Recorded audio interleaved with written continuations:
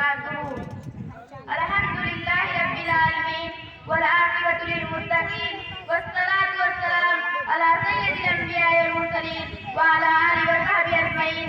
أما بعد، میرے تقریر کا عنوان ہے رشتے داروں کے حقوق.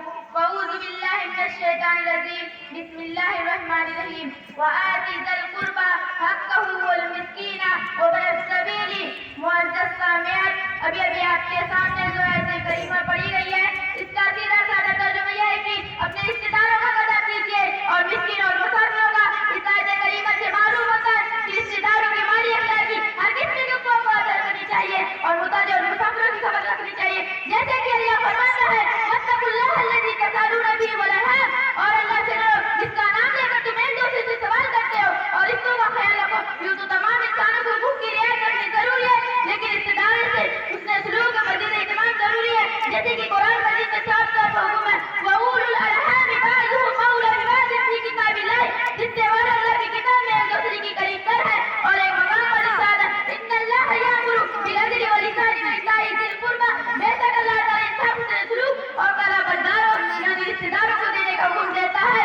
پیاری بہنوں، قرآن مجید کے علاوہ حدیث نبویہ بھی رشتے داروں کے حقوق کو بیان کیے گئے. جیسے کہ اللہ کے نبی فرماتے ہیں یا ایھا الناس ادوا السلام واقیموا الجماع وصلوا الارحام باللیل والناس نیام تدخلوا الجنة بسلام.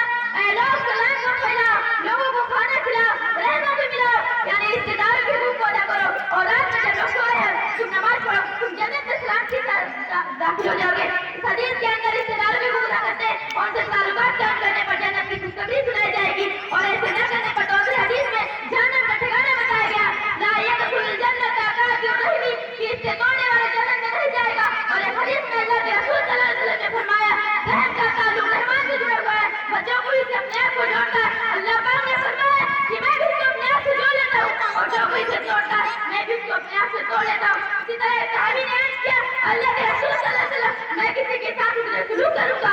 آپ صلی اللہ علیہ وسلم نے 3 بار فرمایا ماں کے ساتھ، پھر باپ کے ساتھ، پھر قریب رشتے داروں کے ساتھ اچھے سلوک کرنے کا حکم دیا. آئیے رشتے داروں کے حقوق کے تعلق سے کچھ واقعات بھی سن لیجیے. حضرت عبداللہ بن ابی اوفا رضی اللہ عنہ بیان کرتے ہیں کہ ہم لوگ نبی کریم صلی اللہ علیہ وسلم کے پاس بیٹھے ہوتے ہیں. یہ کہا کہ ہم نے فرمایا میرے پاس رشتے داروں کے ساتھ بدسلوکی کرنے والے بیٹھے ہوئے. فوراً اچھل کر سے ایک آدمی اٹھا اور اپنی خالہ کے پاس جائے گزار کیا اور اس کی معافی چاہے. جب دونوں نے وہاں سے صفائی کر لی تو مسجد نبوت میں حاضر ہو کر واقعہ سنایا. اس موقع پر آپ صلی اللہ علیہ وسلم نے فرمایا اس قوم پر اللہ کی رحمت نازل ہوتی جس میں رشتے داری کرنے والے انسان رہتا ہے. دوسری بات یہ ہے کہ ایک شخص نے آپ صلی اللہ علیہ وسلم کے ساتھ پاس آیا اور اس نے کہا مجھے بڑا ہو گیا. تو کہا میرے لیے کوئی تحفہ. یہ سن کر آپ صلی اللہ علیہ وسلم نے اس سے پوچھا کیا تمہاری والدہ زندہ ہے؟ اس نے کہا نہیں. تو پھر پوچھا کیا تیری خالہ زندہ ہے؟ اس نے کہا کہ خالہ موجود ہے. تو آپ صلی اللہ علیہ وسلم نے فرمایا جو ان کے ساتھ اچھے سلوک اور برتاؤ سے پیش آیا کرو. اس واقعے سے معلوم ہوتا ہے کہ ماں باپ کے ساتھ اچھے سلوک کے علاوہ چچا چاچی ماموں خالہ پھوپھی وغیرہ رشتے داروں کے ساتھ اچھے سلوک کے علاوہ انسانی گناہوں کے لیے کفارہ بنتے ہیں. ہم اگر چاہتے کہ زیادہ سے زندہ رہے اور روزی کے کام میں برانی حاصل کرے تو ہمیں چاہیے کہ رشتے داروں کے ساتھ اچھے سلوک کرے اور ان کے حقوق کو ادا کرے. کیونکہ صلہ رحمی اور برابرداری حقوق کی ادائیگی سے رب کے دلوں میں برکت ہوتی ہے. آخر میں رب العالمین سے میں دعا کی رشتے داروں کے حقوق ادا کرنے کی توفیق دے. آمین. وآخر دعوانا الحمد للہ رب العالمین. السلام علیکم ورحمۃ اللہ وبرکاتہ.